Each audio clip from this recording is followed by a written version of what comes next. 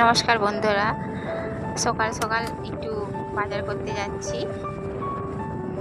এখন বাইকে আছি, বাইকে একটু যাচ্ছি।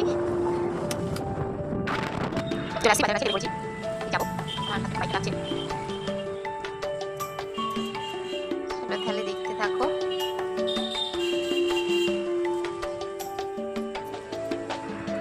দেখা যাক আজকে কি কি বাজার করি।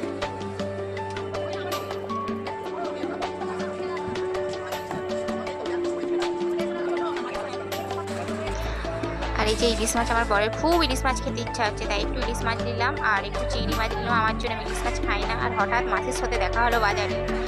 মাছের দাম এদিকে খুব আসছে।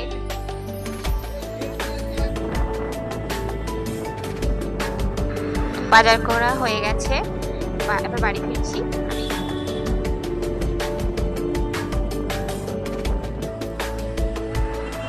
দেখুন বন্ধুরা, এখানে স্বাধীনতা দিবস উপলক্ষে এখানে গাছ দান করছে, তাই জন্যে আমার হাজবেন্ড একটা আম গাছ নিল।